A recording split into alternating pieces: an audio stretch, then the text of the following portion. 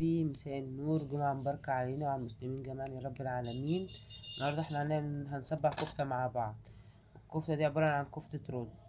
بنوديها عند بنغسل رز وخضرة والحاجات دي وبصل وتوم والتوابل، وبعد كده بنوديها عند الجزار ونحط عليها نص كيلو لحمة ونخليه يضربها لنا وتبقى شكلها كده.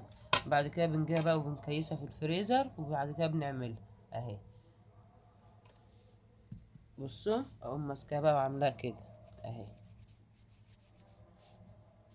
بعد كده بقى ايه، احطها في الزيت تتقلي، وأما اجي اعملها اوريها لكم. صبعتها اهيت وعملت منها كور. اما اجي بقى اقليها في الزيت اوريها لكم واعمل الصلصه بتاعتها. هي بتاعت الكفته.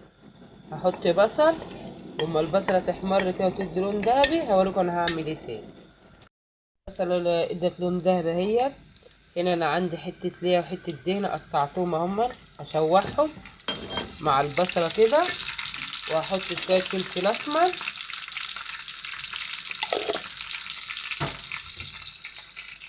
وبعد كده اوريكم انا هعمل ايه تاني. كويس اهي مع الدهنه مع البصل. احط بقى معلقه صلصه اهي.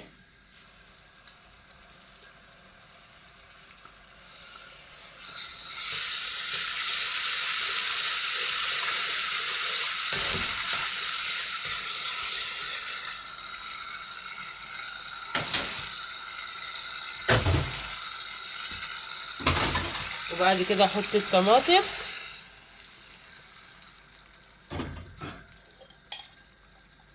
وشويه فلفل اسمر ونص قلب ماجي. وما تتسبك اوريكم انا بقلي الكفته ازاي.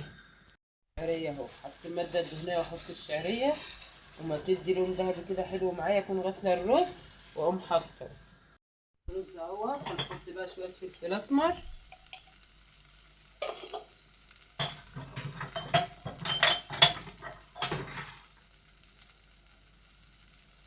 والملح، ونشوحه كويس برضو اهو بالفلفل كده وبالملح وبالشعريه والرز مع بعض اهو. بعد كده بقى ايه، نحط الميه بتاعته. بسم الله.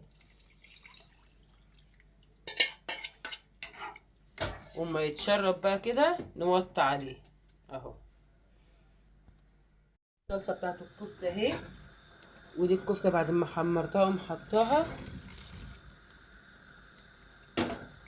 واسيبها تتشرب كده شويه مع بعضها وخلاص كده. لايكات يا حبايبي وشير، اشتركوا عشان اي حاجه جديده تجيلكوا كده اهي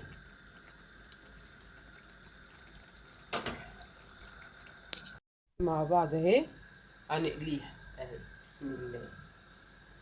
وما تتقلي كده وتدي لون ذهبي حلو، هنطلعها وبعد كده نحطها في الصلصه تاخد غلوتين ونطفي عليها.